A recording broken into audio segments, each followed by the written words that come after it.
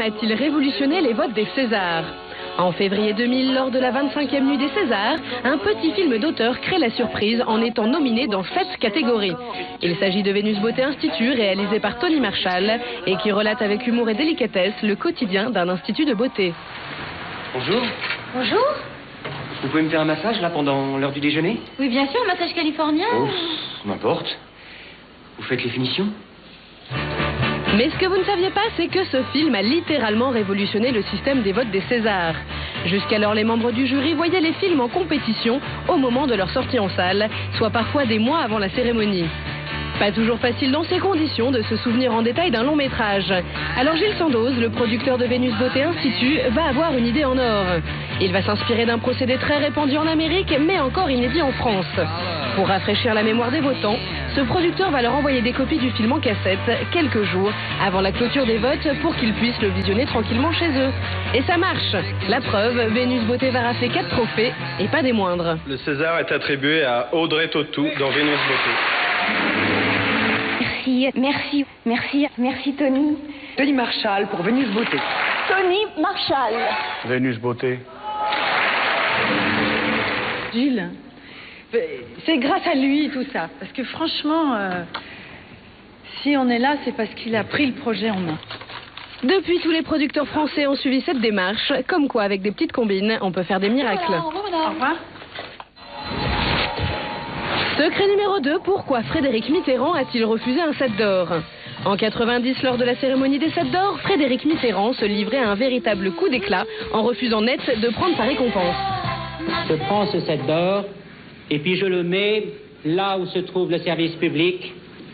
Une jolie blonde des Bluebell Girls le ramassera sans doute tout à l'heure devant les caméras de TF1 triomphantes, c'est-à-dire par terre. Bon, à l'entendre, on pourrait penser que Frédéric est parti dans de véritables revendications révolutionnaires, épinglant au passage le paysage audiovisuel français. Mais en réalité, pour quelle raison a-t-il refusé son 7 d'or? C'est pas contre les 7 d'or du tout qu'il en avait, Frédéric Mitterrand. En revanche, sa chaîne de l'époque déprogrammait pour la saison suivante 2 des émissions dont il s'occupait. Et c'est pour montrer son opposition symbolique à cette déprogrammation, cette double déprogrammation, qu'il a refusé son 7 d'or. Ah, d'accord. Ce que l'on pouvait prendre pour un acte engagé n'est en fait que la manifestation d'un mécontentement. Frédéric avait mal digéré que son émission soit retirée des programmes. Du coup, il a profité de cette tribune pour régler ses comptes avec ses patrons de chaîne. C'est pas très fair-play, ça, dis donc. Toutes les cérémonies servent de tribune, mais on n'est pas en Amérique. En Amérique, les gens, on va bien aux Oscars, ont cette discipline, cette autodiscipline et le respect du public. Ils pensent à ceux à qui ils doivent justement cette récompense. En France, il y a encore du chemin à faire pour y arriver. Et vlan, dans les dents.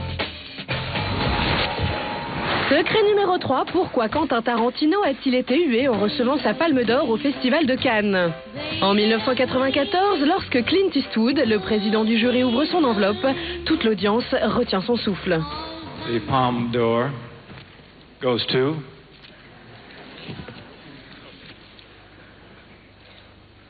Pulp Fiction.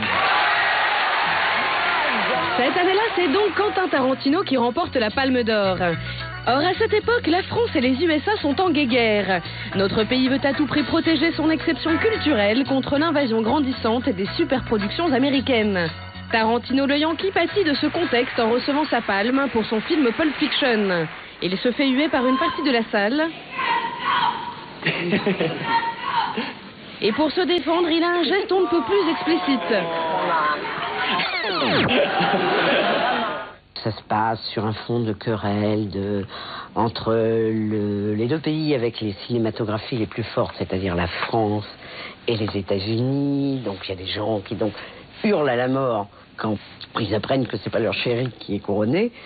Et éventuellement, le réalisateur pourra avoir, lui, devant cette salle qui hurle contre lui, des réactions un peu vives, on va dire.